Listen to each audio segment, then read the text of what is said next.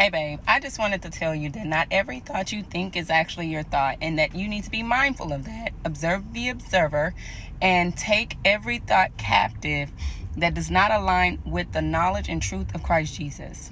Okay? Because if you allow those thoughts to roam, then they are like a cancer. They will mingle with other thoughts and spread that vicious hatred. You understand what I'm saying? Those thoughts came to seek whom they may devour, if you understand my drift.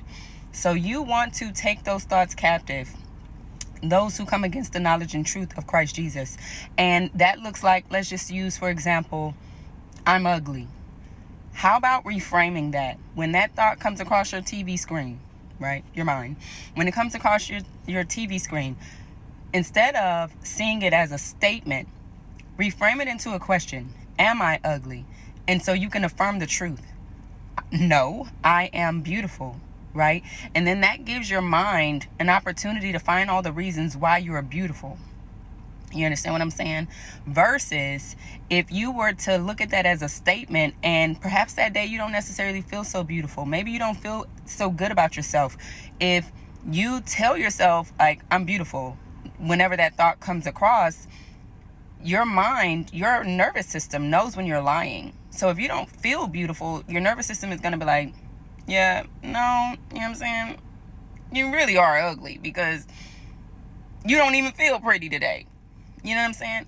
So you can acknowledge the truth, which is perhaps today I don't feel my best, but I am working to feel my best. I'm going to put on some good clothes. I'm going to put on some makeup. I'm going to go to the gym. I'm going to go take a run. I'm going to go for a walk. I'm going to do some things to uplift my spirit so I do feel better about myself. You want to reprogram your mind to get into a solution-based narrative whenever these thoughts come up, because again, it's not always what you're thinking, one, but two, sometimes it may be what you're feeling. You feel me? So it's coming up because it needs resolved. It wants to be resolved. It wants to be fixed. Okay? But don't get into fixer mode. Don't start telling yourself bad things about yourself, aka self-hatred, just so you can fix them. There's nothing wrong with self-improvement. We want self-improvement, might I add. I'm a very big self-improvement advocate. So you want to advocate for yourself. You want to see if there is something within yourself that is against your soul, meaning like you're transgressing against your soul. By that, I mean you're sinning against yourself. If you are doing things to harm yourself, self-harm is sin, right? So if you're coming against your soul, if you are self-harming, you do want to improve those attributes or those characteristics that are causing you to self-harm, that are causing you self-hatred. So again, you want to reprogram your mind to be solution-oriented, solution-based. If that thought comes across your mind, question yourself, sit with yourself. What about me makes me feel ugly? You know what I mean? What about me makes me feel unhealthy, or whatever the case, whatever the thought is? Because more than likely, it's just what you're feeling. And that feeling isn't always necessarily true. It could just be based on something you're not happy about within yourself. It's coming up for observation. That's why we're saying observe the observer. It's coming up for observation so you can sit with it. You understand what I'm saying? Now, again, in some cases, these things may come up for you and they just don't align at all. You know what I mean? But for those things that perhaps maybe within you do not feel your best, sit with that. Don't run from it. Don't try to escape it. Don't try to lie to yourself, because it's not going to fix it. Okay? Lying doesn't fix it. Right? You have to confront the narrative. You have to confront it and then do something about it. You understand what I mean?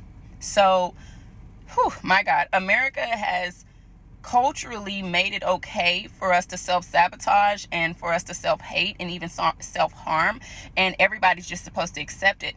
When what you're saying at that point is that you have no standards. Sometimes when those things come up for you, it's really calling attention to your standards. Is this the standard of life that I want? Is this the quality of life that I want? Is this the best that life has to offer? Is this my best? Am I giving my best? Am I doing my best?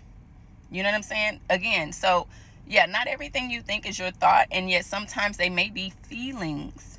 And it's an opportunity for you to observe it. Observe the observer. Sit with it. Because if it's, your emotions are very telling. I will say that. Your emotions are very telling. But not all the time is what you're feeling, not that it's not valid, but not all the time is it true, is what I mean when I say everything you think is not your thought. And at times, not everything you think is true. You know what I mean? So you have two scenarios there. But ultimately, regardless of the situation, even if it is something that you're feeling, take that as an opportunity for you to address it, confront it, and say, like, I see you, but I know that we can be better. We can do better. And I am doing better. And I will do better. And go into action. You understand what I'm saying? So I just wanted to share that because it came up for me this morning. I was literally hearing Rihanna in the Dream song, Living a Lie. They say, we're out here living a lie. Out here living a lie. Out here living a lie. Right? And so there are a lot of people I feel like are living a lie. And it's not just based on them being in adulterous relationships or even them being in secret relationships. A lot of times people are living a lie because they are not living their truth. And by truth, I'm not talking about like, oh, you know, you've told yourself you're supposed to be this and you're that. No, I'm saying you are self-harming your soul. You are self-harming your soul. You are transgressing against your soul. You are sinning against your soul. You know that you can be better, and yet you are allowing yourself to wallow in self-hate and scream from the mountaintops, anybody and everybody should accept me for who I am just because this is who I am. When you know that there is room for improvement, when you know that this is an opportunity for you to be better, when you know you have more to offer, like for real. For real, don't settle. It's not just about who you're dating. It's about you settling within yourself. If you know that you've made some goals and you're not attending to those goals, you're not working towards those goals, you are settling. If you know that you promised this to yourself and you are not working towards that promise, you are settling. That is trespassing against your soul. That is sinning against your soul. And yet, like I said, when we don't want to do the work, what we'll do is wave our flag out, you know what I'm saying, proud about whatever the situation is. And we say people should just accept us that way. People should just be happy with the way that we are. And that's just it. But fact of the matter is, you're not happy with the way you are. You're not happy with what you're dealing with. Your soul is crying out. That's the reason why you're having these thoughts or these feelings. And ultimately, I'd also like to say a lot of people don't realize it, but they show, your feelings are, you're showing it. Regardless of whether or not you think, you know what I'm saying, you have a poker face or whatever the case may be, a lot of people wear their emotions. And I mean that in the most kind way possible. You understand? A lot of people wear their emotions, especially when you're dealing with obesity. A lot of people wear their emotions. A lot of people wear their emotions. It's a part of their flesh suit, right?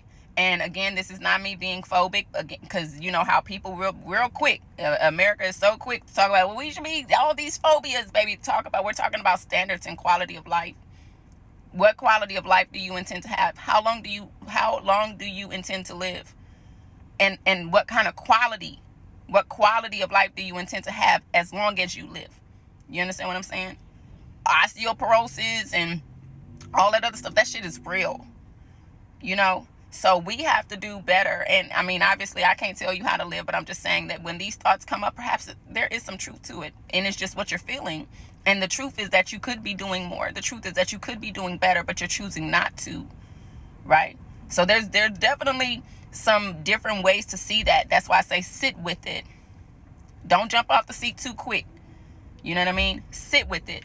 What is this revealing to me? What is this sharing with me? What is this showing me? What is this saying to me? And do I align with this? Sit with it. Sit with yourself. Sit with yourself.